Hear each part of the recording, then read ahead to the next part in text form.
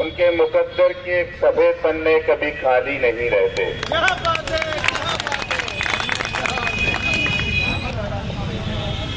अस्सलामु अलैकुम व रहमतुल्लाहि व बरकातुहू।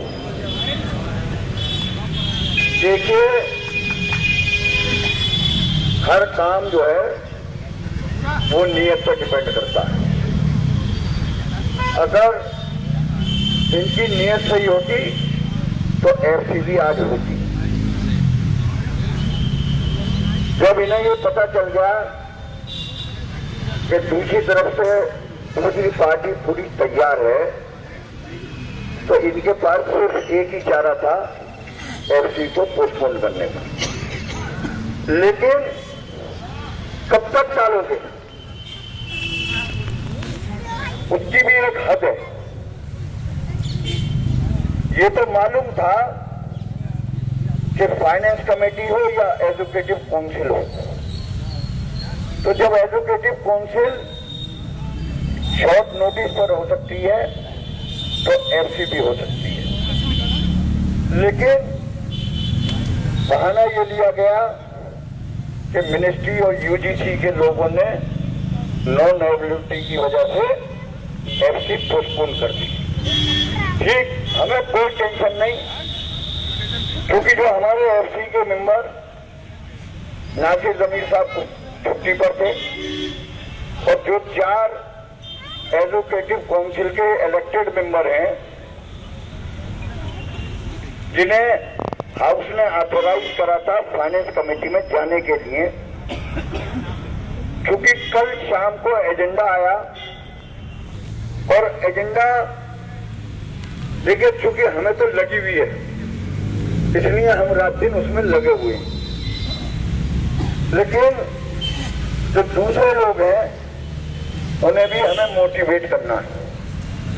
बहरहाल मैं उन चारों ईसी मेंबरान का तहे दिल से शुक्रगुजार इसलिए हूं कि वो आपके मामले पर गंभीर थे और उन्होंने ये कहा कि भाई हमें थोड़ा सा इस मामला में ब्रीफ कर दो। हमने बहरहाल रात में ही एक वर्किंग पेपर बनाया और उसके बाद सुबह को हमने सलमान खलील 6:54 पर आ गए थे। हमने फिर पूरे डॉक्यूमेंट विद डॉक्यूमेंट्री एविडेंस एक पेपर बनाया, उनके पेपर लगाए और हमने उन चारों ईसी मेंबरान को दे दिए और हमने उन्हें ब्रीफ भी कर दिया कि कहां पर क्या बोलना है और कैसे बोलना है।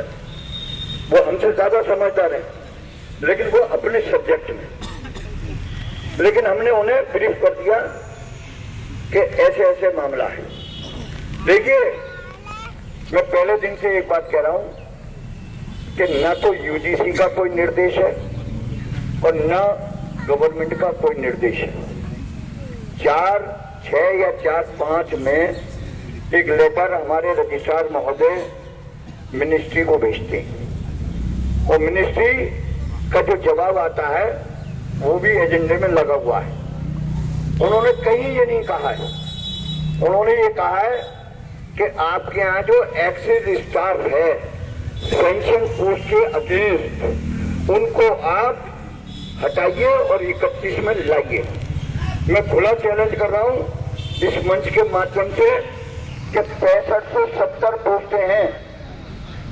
अगर 6571वां आदमी आपने अपॉइंट कर रखा हो पेंशन पोस्ट के अगेंस्ट, आप उसे बिल्कुल निकालो। हम उसकी बिल्कुल पैरोकारी नहीं करेंगे। आपके ही दस्तावेज ये कहते हैं कि 3508 लोग कंफर्म हैं, 1280 जो है वो टेम्परेरी हैं। देखिए, एडहॉक और टेम्परेरी में भी समझ लीजिए। आज से ये कहना बंद कर दो कि हम एडहॉक एम्प्लॉय हैं। आप एडहॉक एम्प्लॉय नहीं हो। एडहॉक एम्प्लॉय होता है फॉर अ टाइम बी, वो 6 महीने के लिए या साल भर के लिए। आप सब 1290-95 जितने लोग हो वो सब टेम्परेरी हो। टेम्परेरी के डीओपीटी के ऑर्डर हैं। अगर किसी आदमी के 10 साल लगातार हो गए हैं टेम्परेरी स्टेट उस पर, वो पेंशन का हकदार है। हमने सारे डीओपीटी के ऑर्डर भी निकाल के और पंच बना के एसी मेंबरों को दे दिए। ये सिर्फ और सिर्फ मैं बार बार कह रहा हूं कि ये जानते भी नहीं और मानते भी नहीं।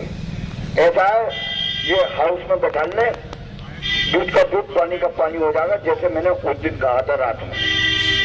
लेकिन जब इनके पास जवाब नहीं मिला तो खिसियानी बिल्ली खंबा नोचे, वो वाली स्थिति आ गई है।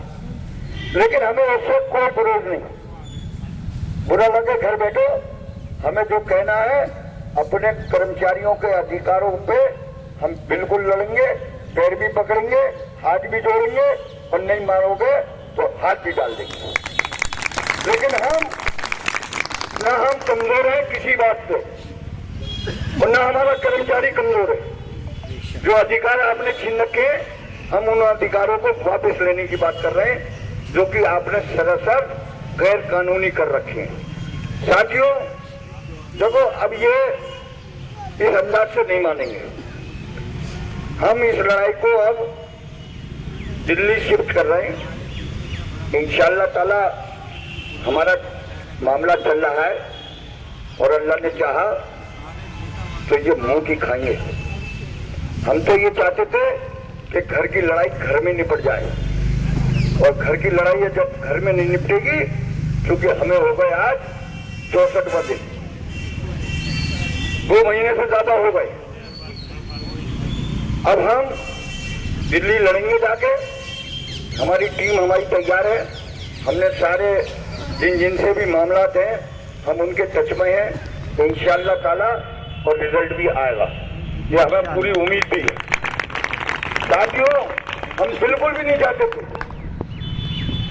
लेकिन ये अपनी हठधर्मिता पर है पहले दिन से, क्योंकि ये न सुनने को तैयार न ये मानने को तैयार, क्योंकि ये जानते नहीं। अब तो जो जानेगा हम उसी से मनवाएंगे, चाहे वो मिनिस्ट्री हो, यूजीसी हो या कोई और हो, कोई भी एजेंसी होगी, हम अब उसको इस्तेमाल करेंगे अपने कर्मचारियों के हितों के लिए। उसमें फिर अब हम इनकी नहीं सुनेंगे कि इदारा बदनाम हो रहा है, कि हम फंस रहे हैं, कि ये हो रहा है, कि वो हो रहा है। बिल्कुल भी देखिए, अलाउंसेस जब सरकार कह रही है कि टेम्परेरी आदमी का जब रिटायरमेंट होगा, अगर लगातार उसकी 10 साल की सर्विस होगी, तो जो लास्ट पे ड्रॉन कर रहा है वो उसमें डीए भी लगेगा, तब जाके आपकी पेंशन बनती है। ये बात मैंने पहले भी बताई थी। तो जब टेम्परेरी आदमी को डीए के साथ पेंशन मिल रही है, तो वर्किंग एम्प्लॉय को आप कैसे मना कर दोगे डीए देने के लिए? ये एक महंगाई भत्ता है, और महंगाई भत्ता इन्हीं के डॉक्यूमेंट ये कहते हैं कि हमने 23/8 तक इन्हें दिया है, जबकि इन्होंने रजिस्ट्रार साहब ने जो लेटर लिखा है उसमें लिखा जनवरी 2023, जबकि दिसंबर 2022 में हमारे अलाउंसेस रोक दिए गए, लेकिन इन्होंने लिखा जनवरी में। हमने वो भी पॉइंट आउट कर लिया है।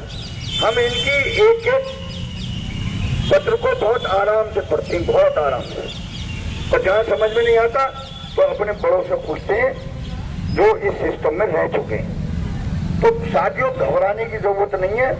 मार्केट में अलग अलग किस्म के माल बेचने के लिए ये सेल्समैन इन्होंने निकाल दिए हैं। इनका माल बहुत मत खरीदो, जो मंच कहे उसे मानो बस।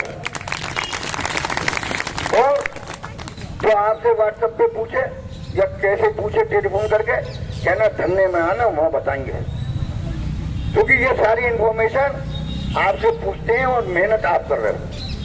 ये चाह रहे हैं कि थैला सिलवा के राशन भी इनके साथ तुम पहुंचाइए आप, और ये बैठ के खाएं बस।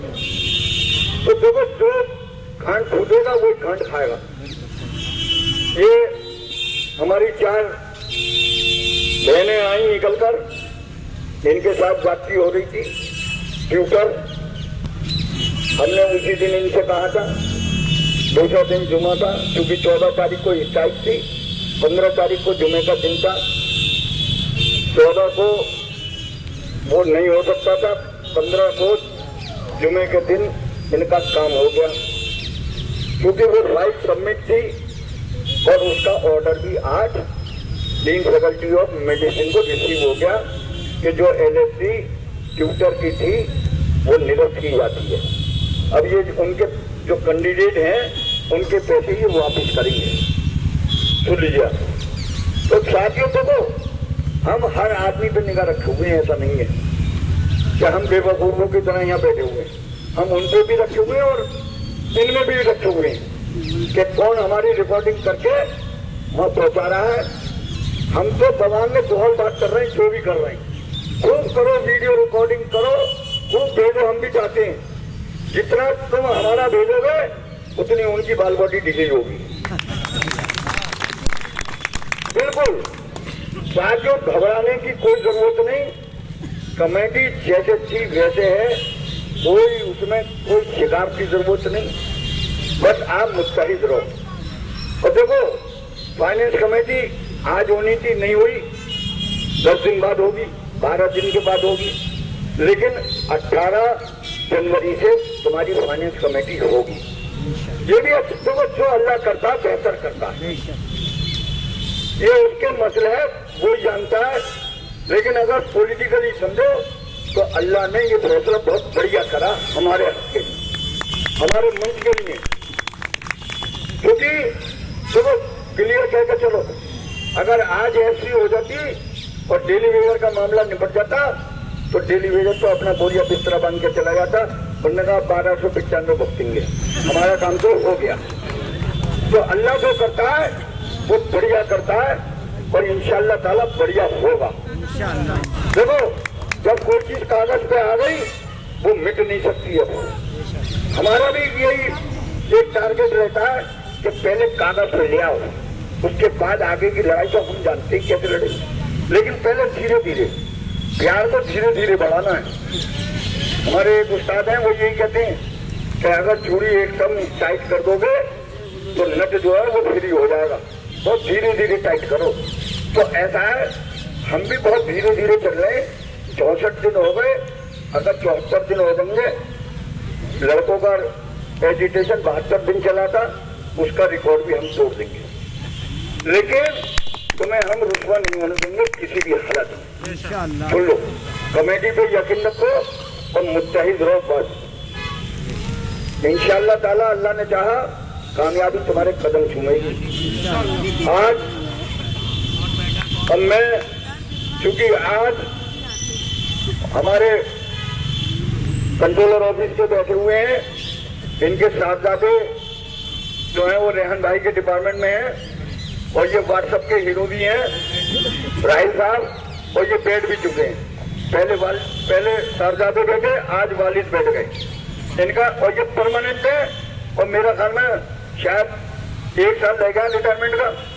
देखिए, ये आपकी मोहब्बत है कि लोग 1 साल के रिटायरमेंट के बाद इतनी हिम्मत है इनमें, आ जाओ, समझे कि ये आपके लिए यहाँ बैठे। तो साथियों, हमारे पास बैठने की कमी नहीं, बैठाने वालों की कमी नहीं, हम तो इनकी देख रहे हैं। इनके पास नहीं है, इनके पास वो आदमी नहीं है, 4 लपर कुत्ते इनके पास हैं जो बस वो मक्खन मारे जा रहे हैं और मलाई खाए जा रहे हैं। लेकिन जब वक्त आएगा तो मैं पहले पीठ दिखा के वो ही भागेंगे। ये यहाँ की परंपरा है। लेकिन हमारे साथी एक भी ऐसा नहीं हुआ कि 28 तारीख से तादाद बढ़ रही है, घट नहीं रही। और यही आपकी जीत है और यही कमेटी की जीत है जो अब इस मामला को आपके यहाँ तक ले आएगी। इंशाअल्लाह ताला 18 तारीख को फैसले बढ़िया होंगे, FC की डेट आ जाएगी, वो बता दी जाएगी। इंशाअल्लाह फैसला उसमें भी आपके हक में होगा, क्योंकि गवर्नमेंट ये नहीं कह सकती कि गवर्नमेंट के बेसिस आप पे लागू नहीं होंगे। तो इसलिए बिल्कुल एकजुट हो, बिल्कुल। और देखो, अगर टेलीविजन का काम हो जाए तब भी तुम्हें साथ नहीं छोड़ना, क्योंकि अगर पहले तुम्हारा होगा तो फिर दूसरे वालों के लिए भी तुम्हें तैयार रहना है। और अगर पहले उनका होगा तो वो तैयार रहेंगे तुम्हारे लिए। और इंशाअल्लाह ताला लोग मार्केट में कुछ भी कहते ना, उसकी टेंशन मत लो, इंशाअल्लाह ताला पेंशन ही लेके जाएंगे ये लोग, समझे? क्योंकि अब स्थिति ऐसी आ गई है कि अब ये इस कुर्सी पर रहकर और तुम्हारे हमारे बीच में निकल नहीं सकते, तो ये पेंशन ही लेंगे, बता रहा हूं मैं। या तो ये VRS अप्लाई करेंगे और या ये यहाँ से इस्तीफा देके किसी और जगह देखेंगे। लेकिन साथियों, अब टाइम हो गया है, कन्वीनर साहब का आदेश हो गया। अब मैं ज्वाइंट कन्वीनर साहब से कहूंगा कि आज जो बैठेंगे उन्हें बता दें और जो कल बैठेंगे उनका बता दें। बहुत शुक्रिया सलमान साहब का, नूर साहब का और फैसल साहब का। और हमारे बीच में जो आज बैठे हुए थे तो बता तो चुके हैं, ये अरशद शकील साहब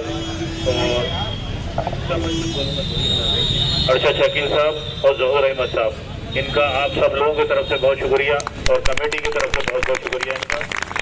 कल जो आपके बीच में बैठेंगे मोहम्मद नईम और मोहम्मद शकील जो JNMC से हैं, दोनों लोग मेंटेनेंस सेक्शन वार्ड में हैं। कल ये लोग आपके बीच में रहेंगे। इसी तरह से शाम में तो कम से कम भीड़ इसी तरह से रहनी चाहिए जैसे है। बहुत बहुत शुक्रिया सभी लोगों का। मौसम खराब हो रहा है, टाइम से सब घर पहुंच जाएं।